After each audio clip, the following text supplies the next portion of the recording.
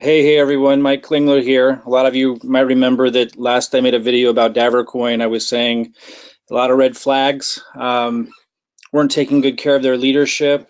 We're controlling the market too much, not letting people sell their DAV, which created a lack of confidence. There were all kinds of things going on. I want to talk about what happened to DavorCoin and what just happened with your money and what we might be able to expect next and what I'm going to be doing going forward and just kind of some lessons from all of this. A lot of you know that I put in uh, all of my savings, 161,000 initially, which people might say was stupid, and for most people that is stupid. For me, uh, I throw myself into things. A lot of you know I have a health challenge, so I'm trying to generate enough to retire very quickly and be able to go take care of a surgery that I have to do in a foreign country that's going to cost a fortune because they can't do it here without damaging me. So I'm under a lot of I'm not going to say stress. I'm going to say I have a lot of motivation to take more risk than normal.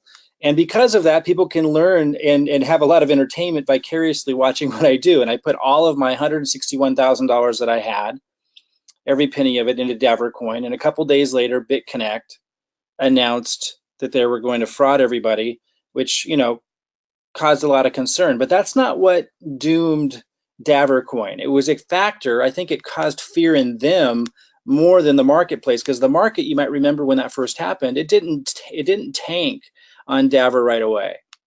Not at all. People were kind of thinking, maybe it's going to grow Davor. It was how Davor responded that tanked Davor.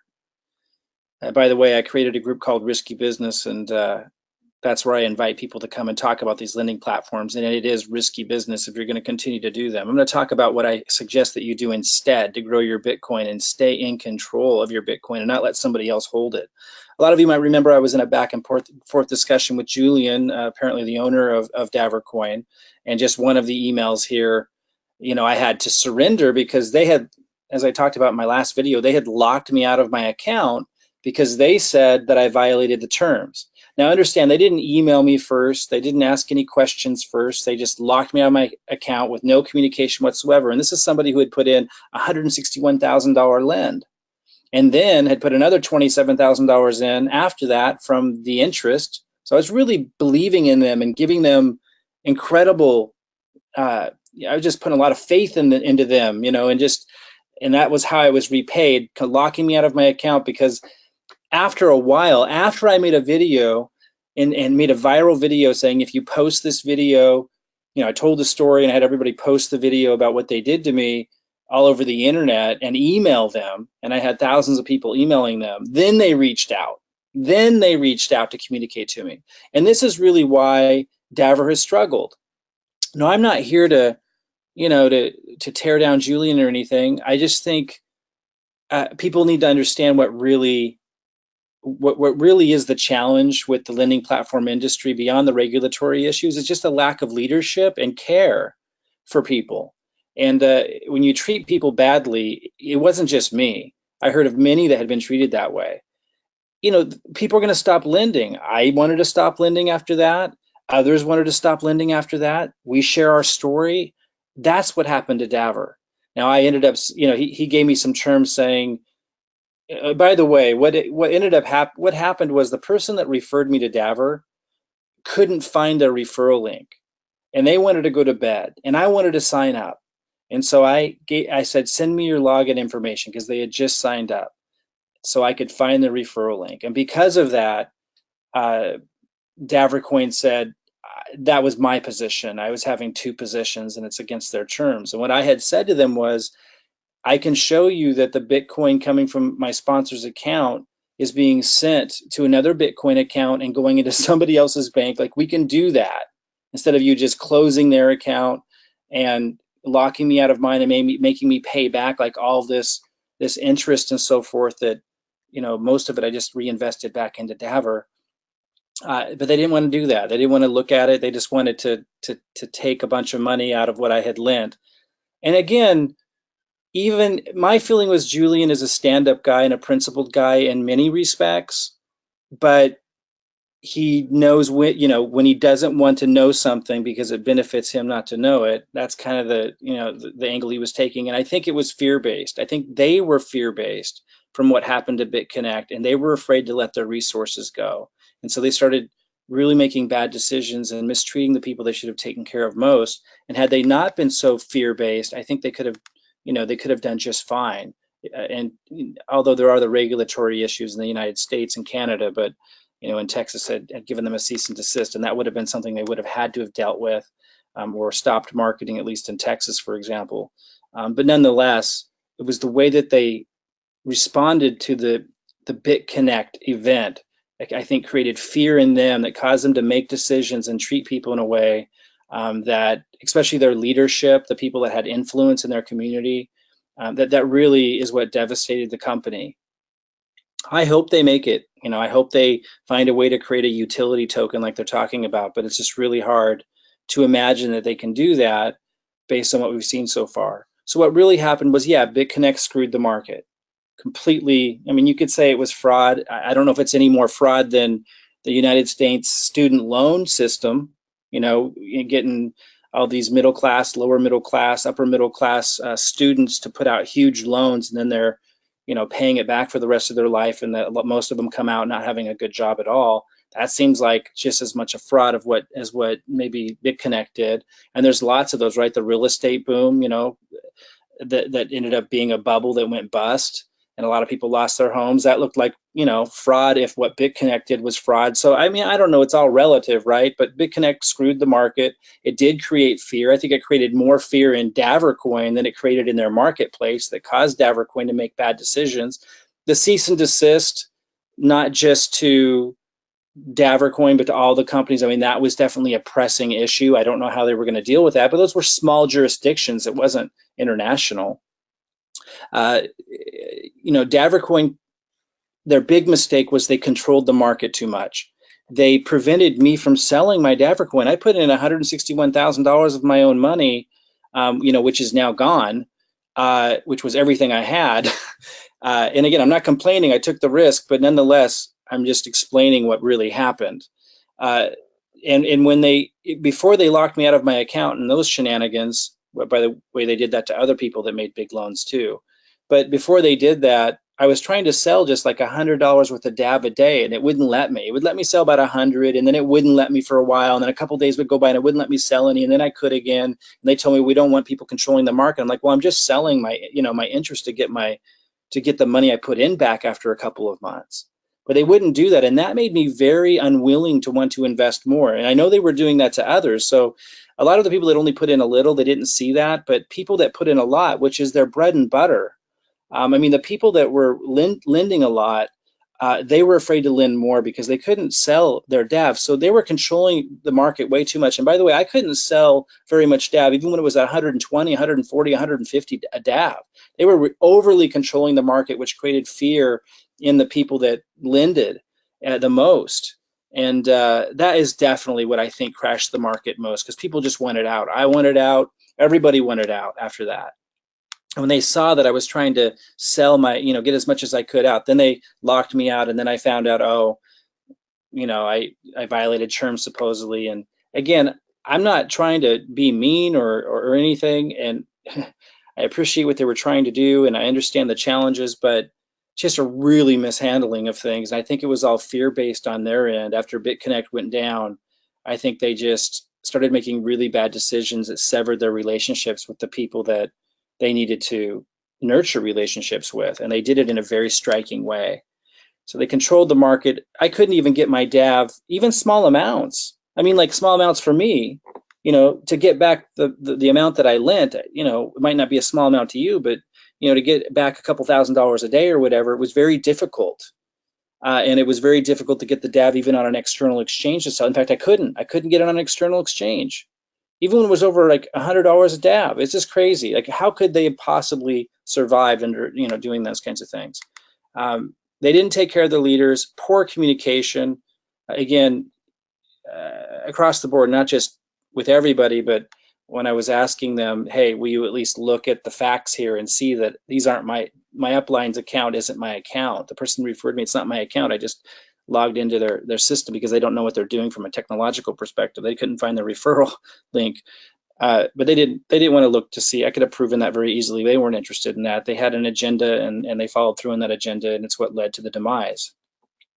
And then there was just a zero service oriented culture. And I think that's the biggest problem with the lending platform, except Monetize Coin. And I'm not promoting Monetize Coin, but they are very good at communicating. They're very customer oriented. I don't know if they're going to be able to survive everything that's going on, because now what Davor has done after BitConnect, I mean, there is a very fear-based culture in the whole lending platform industry, and a lot of regulatory issues and so forth. But nonetheless, Monetize Coin does handle themselves very differently, I just want to say, and Finecoin also, which I never was involved with, may consider it because they're changing their model apparently, where it's not going to be a lending platform, Finecoin. They're addressing the regulatory concerns. So I do see some glimpse of hope in the market where they're changing, and it'll be those who adapt and who treat people well and who communicate well, who look at adjusting the model to address regulatory concerns that might survive and do very well. So what happened to your Bitcoin? Well, they probably spent a lot on the business development in supporting what they did. They possibly saved some. Maybe they still have some. I'm assuming they have some for the next project. They're saying they're going to develop, DavorCoin into a utility token or utility coin and build its value back up. Let's see. Let's hope. I don't know if that's just an exit statement or that's really their intention. I've got over 12,000 DAV, so I certainly hope so. It's not worth anything right now. They probably kept some personally, which people would take issue with because of the way they dealt with it. And again, this is why regulators don't like these things, right? This kind of stuff, these kinds of stunts are why the regulators don't like these things. And they returned, they did a BitConnect move, right? They returned, maybe it was even worse, I don't know. They returned the DAV at the price you lent it at. So when I bought DAV, I bought like 2,200 or whatever it was at like $80. They gave me 2,200 DAV back when it was worth 4 cents. So, and they did that to you guys too. They gave you the amount of DAV that you lent in the first place, but you probably paid a lot more for it. So that was, pretty ridiculous. But nonetheless, maybe they had no choice. I mean, if they were going to personally not, lose everything, they felt they had no choice. But nonetheless, the choices that they really had was taking better care of people, not locking their biggest lenders out of their systems. Even if they did have an issue to address, you communicate first, or at least through that process, much differently. And you don't control the market so much where people can't sell DAV. Those are the things that destroyed it. I'm going to move to sustainable ways to generate Bitcoin.